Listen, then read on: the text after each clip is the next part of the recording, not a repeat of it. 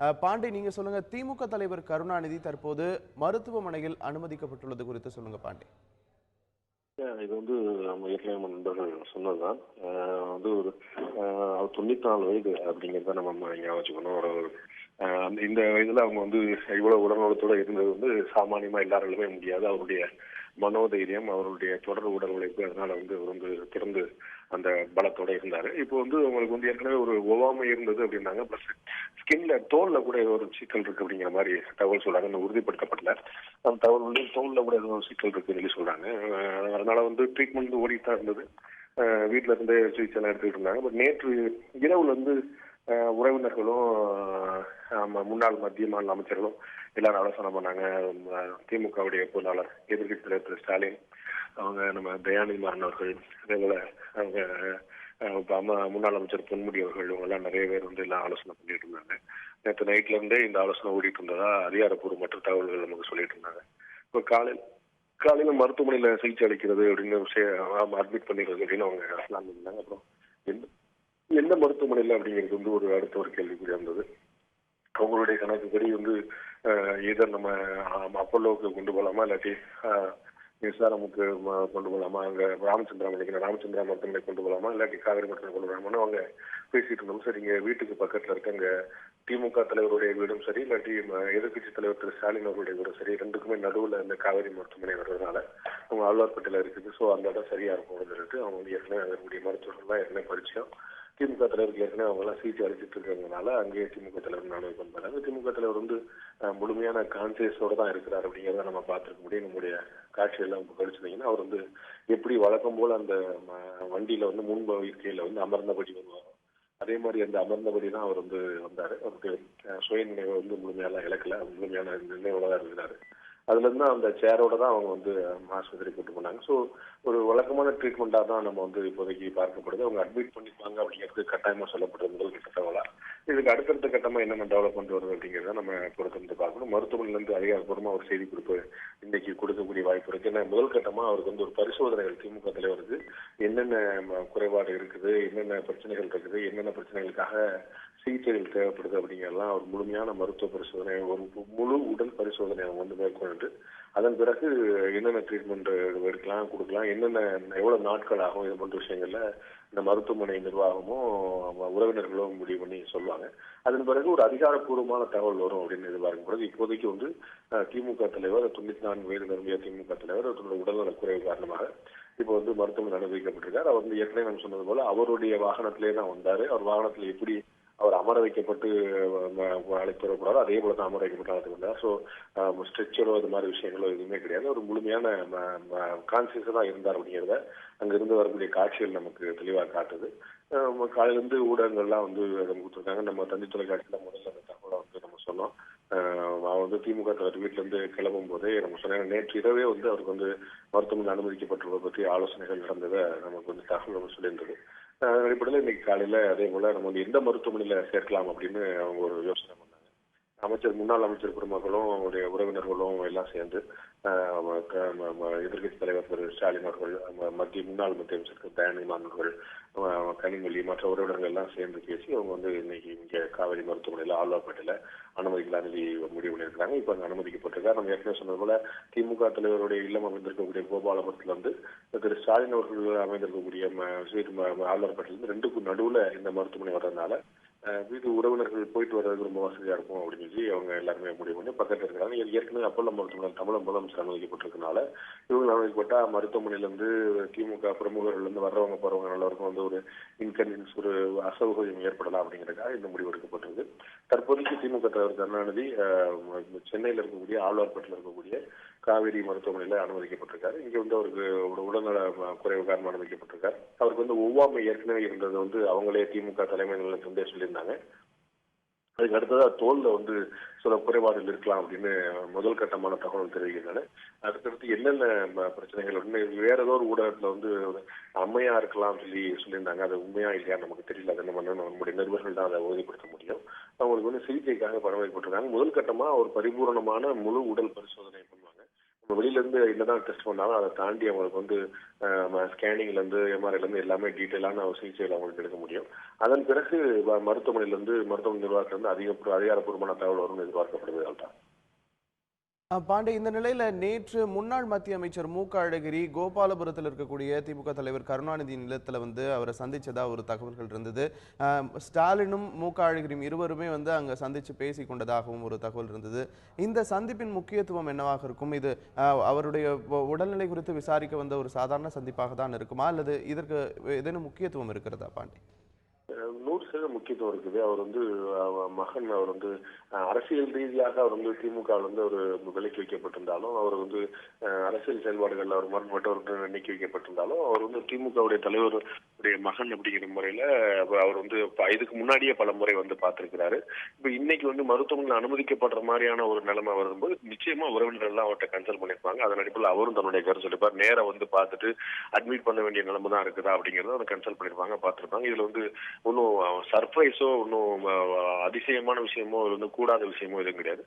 அரசியல் ரீதியாக தான் அந்த முரண் இருக்குதே தவிர இதுல ஒண்ணு நம்ம வந்து பல முறை பார்த்திருக்கிறோம்.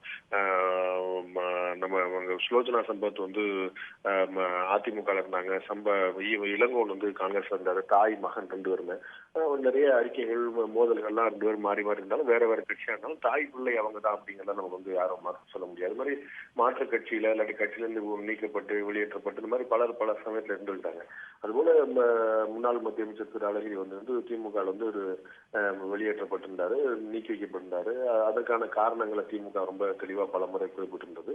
அதை பத்தின பேச்சு வரும்போது பல முறை இருந்தாலும் அது ஒரு பக்கம் இருந்தாலும் திமுக தலைவருடைய இல்லத்துக்கு திரு அழகிரி அவர்கள் வருவதுங்கிறது இயல்பான விஷயமா தான் வந்து பல முறை வந்திருக்கிறாரு. நம்ம வந்து ஒரு முதல் முறையில ஒரு இந்த இடைப்பட்ட காலங்களிலே 2-3 முறைக்கு மேல வந்திருக்கிறாரு.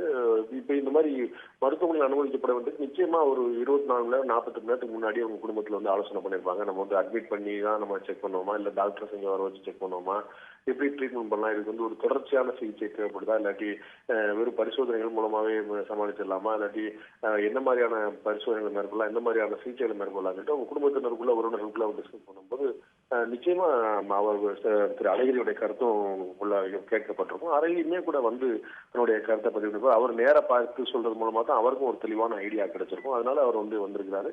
அவங்க எல்லாம் சேர்ந்து தான் பேசி முடிவு பண்ணிருப்பாங்க. நான் ஏற்கனவே குறிப்பிட்டது போல உறவினர்களா இருந்தாலும் கட்சி தலைவர்களா இருந்தாலும் எல்லாருமே வந்து அவங்கவுங்க வந்து ஒரு பார்வையில திரு தயாநிதி மாறன், திரு ஸ்டாலின், திரு அழகிரி அவங்க எல்லாருமே வந்து அண்ணன் தம்பி உறவினர்கள்ங்கிறத தாண்டி அவங்க வந்து திமுக தலைவரை வந்து எப்படி நம்ம நல்லபடியா சிகிச்சைக்கு கொண்டு போறது அப்படிங்கறதெல்லாம் எல்லாம் ஆலோசனை பண்ணிருப்பாங்க. அவங்க அதுல வந்து அந்த மாதிரி ஒரு வகையில தான் திரு அழகிரி உள்ள வந்திருப்பாரு. திரு ஸ்டாலின் கூட அங்க இருந்திருக்கலாம். அது எல்லாமே சேர்ந்து அவங்க வந்து என்ன மாதிரியான சிகிச்சை திமுக தலைவருக்கு அளிக்க வேண்டும் அப்படிங்கிறது தான் அவங்களுடைய ஆலோசனைக்கான முக்கியமான பாயிண்ட். தவிர இதுல வேற அரசியல் ரீதியான விஷயங்களோ வேற எதுமோ போது இந்த சந்தர்ப்பத்துல அதுல யோசிக்க வேண்டியதில்லை. இது வந்து திமுக தலைவருக்கு எந்த மாதிரியான சிகிச்சை கொடுக்கலாம், எந்த மருத்துவமனையில சேர்க்கலாம், எந்த டாக்டரை நம்ம பார்க்கலாம், அவங்க டாக்டர்கள் சஜஸ்ட் பண்ணக்கூடிய விஷயம் என்ன. திமுக தலைவர் போன்றவர்களுக்கும் தமிழக முதலமைச்சர் ஜெயலலிதா போன்றவர்களுக்கும் இவங்களுக்கு எல்லாம் பாத்தீங்கன்னா ரெகுலராகவே சில டாக்டர்கள் இருப்பாங்க. இவங்களுடைய முழுமையான உடல்நலத்தை பத்தி தெரிஞ்சவங்க. இவங்களுக்கு எது இதெல்லாம் அலர்ஜி, எது இதெல்லாம் சுகவீனம் தரும், எது இதெல்லாம் வந்து இவங்களுக்கு ஒத்துக்காது, எது இதெல்லாம் சிரமம் சரியா இருக்கும், எவ்வளவு தூரம் அவங்களால டிராவல் பண்ண முடியும், எந்த மாதிரி ஹாஸ்பிட்டல் இருந்தா நல்லது, அந்த ஹாஸ்பிட்டல் என்னென்ன ஃபெசிலிட்டி எல்லாம் இருக்கு அப்படின்னு அந்த மருத்துவர்களுக்கு தெரியும். ஸோ அவங்களுடைய பரிந்துரைகள் பேர்ல தான் இவங்க வந்து எந்த மருத்துவமனைக்கு போறது முடிவு பண்ணுவாங்க. அந்த மருத்துவமனையில் இருக்கக்கூடிய சிகிச்சைகளை வந்து முழுமையா அவங்க எடுத்துக்கிட்டாலும் கூட எந்த மருத்துவமனைக்கு போறது, எப்போ போறது அப்படிங்கிற உட்பட பல விஷயங்கள்ல அவங்களுடைய குடும்ப மருத்துவர்கள் திமுக தலைவர் கருணாநிதி சரி, தமிழக முதலமைச்சர் செல்வி ஜெயலலிதா அவர்களும் சரி, அவங்களுடைய உடல்நலத்தை பற்றி முழுமையாக தெரிந்தவர்கள் அவங்களுடைய மருத்துவர்கள் அவங்களுடைய சஜஷன்ஸ் பேர்ல தான் எந்த மருத்துவமனைகள் வந்து எல்லா விஷயங்களும் தீர்மானிக்கப்படும். அப்படித்தான் திரு அழகிரி அவர்கள் இங்க இல்லத்துக்கு வந்து இந்த மாதிரி பேசி எல்லாரும் இப்ப நீங்க காலையில காட்சிகளோட நீங்க பார்த்திருப்பீங்க. திரு ஸ்டாலின் அவர்கள் அங்க இருந்தாரு, திரு தயாநிதி மாறன் இருந்தாரு, திரு பொன்முடி அங்க இருந்தாரு, முன்னாள் அமைச்சர் பெருமக்களும் கூட அங்க இருந்தாங்க. அந்த மாதிரி அவங்க எல்லாருமே ஆலோசனை பண்ணி தான் முடிவு எடுப்பாங்க. அந்த ஆலோசனைக்காக தான் திரு அழகிரி அவர்களும் நேற்று இல்லத்துக்கு வந்திருப்பாருன்னு நினைக்கலாம். ஆல்டா பாண்டே, 94 வயதுடைய திமுக தலைவர் கருணாநிதி இதற்கு முன்பும் கூட உடல்நல பிரச்சனைகளால் பலமுறை வந்து பாதிக்கப்பட்டு மனதிடத்தோடு மீண்டு வந்திருக்கிறார். தற்போது மருத்துவமனையில் அனுமதிக்கப்பட்டிருக்கக்கூடிய இந்த சூழ்நிலையில் திமுக தொண்டர்களின் மனநிலை எப்படி இருக்கும் பாண்டே? நிச்சயமா நீங்க சொன்னது போல வயசு வந்து ஒரு பெரிய ஒரு கவனிக்க வேண்டிய ஒரு அம்சம். ஆனா இப்ப என்ன மாதிரியான உடல்நலக்குறைவு அப்படிங்கிறதுக்கு அதிகாரப்பூர்வமான தகவல் வர வரைக்கும் நம்ம வந்து அதை ஒரு முழுமையா விவாதிக்க முடியாது. நம்ம அது வந்து விவாதிக்கிறதும் சரியா இருக்காது. ஏன்னா நமக்கு இதுக்கு முன்னாடி திமுக இருந்து வந்த அதிகாரப்பூர்வமான தகவல் திமுக தலைவருக்கு ஒவ்வாமை இருக்குது அப்படிங்கிறது. அடுத்த கட்டமாக நமக்கு மருத்துவமனை வட்டாரங்களும் தெரியக்கூடிய தகவல் திமுக தலைவருடைய தோல் காரணமா தோல்ல வந்து சில சிக்கல்கள் இருக்குங்கிற காரணமா அது சிகிச்சை அளிக்கலாம்னு சொல்லிட்டு போறாங்க அப்படின்னு 2வது கட்டமா சொல்றாங்க. ஸோ ஸ்கின் பிரச்சனைன்னு ஒண்ணு இருக்குது, ஒவ்வாமைன்னு ஒண்ணு இருக்கு, ரெண்டு இருக்கு. ரெண்டுமே வந்து பெரிய சீரியஸ் நேச்சர் கிடையாது, ரொம்ப பெரிய கவலைக்குரிய விஷயங்கள் கிடையாது. ஆனா அந்த 94 வயது அப்படிங்கிறது ரொம்ப முக்கியமான கவனிக்க வேண்டிய ஒரு விஷயம். பிளஸ் இப்ப முன்னாள் முதலமைச்சர் திமுக தலைவர் வந்து சிகிச்சை ஆரம்பிச்ச பிறகு அதற்கு முன்னாடி ஒரு முழு உடல் நேரம் ஆரம்பிச்சிருப்பாங்க. அவங்க அட்மிட் பண்ணி முழு உடல் பரிசோதனை பண்ண பிறகுதான் வேற என்ன மாதிரியான குறைபாடுகள் இருக்கு, வேற என்ன மாதிரியான விஷயங்களுக்கு நம்ம கவனம் செலுத்த வேண்டியிருக்கும், வேற என்ன மாதிரி விஷயங்களுக்கு எல்லாம் சிகிச்சை அளிக்க வேண்டியிருக்கும் அப்படிங்கிறத மருத்துவமனை நிர்வாகமும் டாக்டர்களும் உறவினர்களும் முன்னாள் அமைச்சர் பெருமக்களும் இவங்க எல்லாம் சேர்ந்து பேசி முடிவுங்க என்ன மாதிரியான சிகிச்சை முடிவுனாங்க. அதுக்கு பிறகுதான் என்ன தெரியும். நிச்சயமா எப்படி தமிழக முதலமைச்சர் செல்வி ஜெயலலிதா அவர்கள் வந்து மருத்துவமனை அனுமதிக்கப்பட்ட போது நம்ம வந்து முதல்ல இந்த செய்தியை நம்ம கொடுத்திருந்தோம். இரவு 12 மணி 12:30 வாக்குல அப்போலோ மருத்துவமனை சுற்றி பெரிய கூட்டம் வந்து உடனே திரண்டது. எல்லாமே தந்தி தொலைக்காட்சியை பார்த்துட்டு தான் நாங்க வந்தோம்னு நம்மளோட செய்தியாளர்கள் அங்கேயே சொன்னாங்க. அதே மாதிரிதான் இப்ப நம்ம இந்த செய்தி நம்ம முதல் முறை நம்ம போடும்போது இந்த தகவலை கேள்விப்பட்டு நிறைய பேர் இந்த விடிகால் நேரத்தோட தொலைக்காட்சி பார்க்கறவங்க நிறைய பேர் இருக்கிறாங்க. தனி தொலைக்காட்சி மூலமா தகவல் தெரிஞ்சு திமுக தொண்டர்கள் அங்க வரக்கூடிய வாய்ப்புகள் அதிகமா தான் இருக்கு, நம்ம மறுப்பதற்கு இல்லை. அவர்கள் வந்து நிச்சயமா தங்களுடைய தலைவர் மருத்துவமனை அனுமதிக்கப்பட்டிருக்காரு அப்படிங்கும்போது ஒரு கவலையோட தான் இருப்பாங்க. அவருடைய வயதும் வந்து இன்னும் அவங்களுக்கு ஒரு கவலை அதிகரிக்கக்கூடிய விஷயமா தான் இருக்கும். பட் நம்ம ஏற்கனவே பல முறை குறிப்பிட்டது போல இதுல வந்து அவருடைய மனோதிடம், அவருடைய உடல் பலம், அதுக்கு முன்னாடி வந்து அதுல மீண்டெழுந்து வந்த சம்பவங்கள் இதெல்லாம் வந்து பார்த்துட்டு என்ன மாதிரியான பிரச்சனை அவருக்கு, என்ன மாதிரியான குறைபாடு, என்ன மாதிரியான சிகிச்சை தேவைப்படுது அப்படிங்கிறது அதிகாரப்பூர்வமா தெரிகிற வரைக்கும் அவங்க கொஞ்சம் நகத்தை கடிச்சிட்டு ஒரு பதட்டத்தோட தான் இருக்கக்கூடிய வாய்ப்புகள் அதிகம். பட் என்ன மாதிரியான சிகிச்சை அளிக்கப்படுது அப்படிங்கிறது மருத்துவமனை நிர்வாகத்தின் அதிகாரப்பூர்வமான தகவல் வரும்போது இந்த பதட்டங்கள், இந்த ஹேஷியங்கள், இந்த யூகங்கள் இதெல்லாம் வந்து குறைந்து ஒரு தெளிவான பார்வை கிடைக்கக்கூடிய வாய்ப்பு இருக்கு. நிச்சயமா இந்நேரம் நம்ம அங்க களத்தில் வரக்கூடிய செய்தியாளர் பாஸ்கர் வந்து இதை சொல்லக்கூடும், பெட்டரா சொல்லக்கூடும். அவருக்கு வந்து அங்க தொண்டர்கள்லாம் வந்திருக்கிறாங்களா, திமுக தலைவர் கூட வேற யாரெல்லாம் இருக்கிறாங்க, இந்த விவரங்கள் எல்லாம் வந்து அவங்கள பாஸ்கர் வந்து பெட்டரா பதிவு பண்ணக்கூடும்.